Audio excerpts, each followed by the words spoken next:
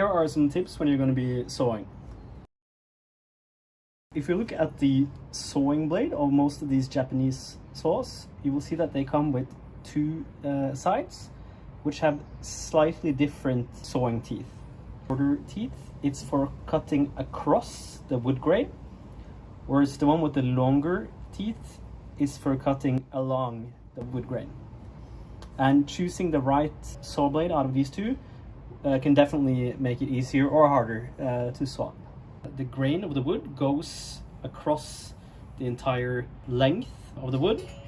For instance, if we're making a cut here and we would be cutting right here, this would be cutting across the grain. So therefore we would be using this saw blade. However, if we at a later stage we're going to cut downwards, then we would be cutting along the grain and we would be using this saw blade instead. I recommend use something, whatever that is, to lock the wood in place. That makes it much easier to saw precisely.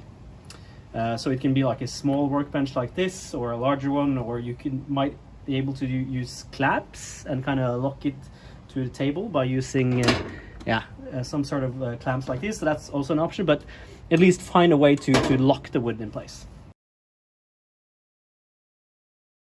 When it comes to cutting by hand, there are some things to keep in mind, and I recommend practicing a spare piece of wood and do that a few times before you actual end wood that you will be using. So this is more of a personal preference, but I find that it works quite well. I often use my index finger as a guide, so I'm holding the index finger towards the direction of the blade.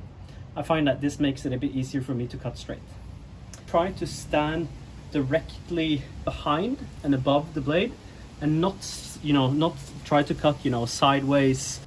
Look at the guidelines that you have made often, and see, like, while you are cutting, how you are following the guidelines. So take it slow, take it easy, don't use a lot of force.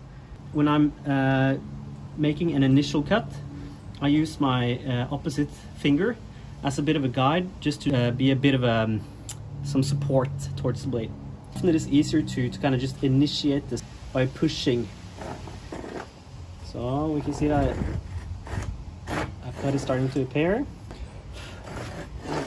So taking it very slowly, and then looking at the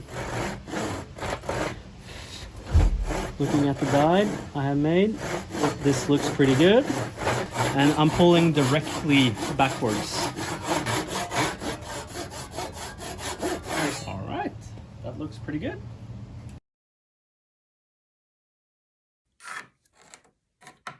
We're going to use a different piece of wood that has a straight side, also as a cutting guide.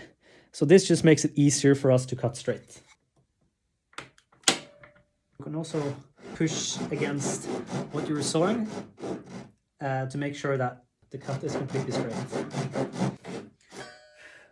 So ensure that the cut looks good according to your lines, and then let's continue.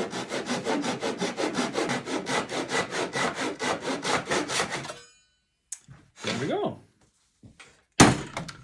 And then when we're making our next cut, we can now use the previous piece as the guide. What I'm doing is aligning the edge so that you're completely aligned on the left side here, and then on the opposite here we can again use a clamp to lock it in place, and then use the previous piece as the guide.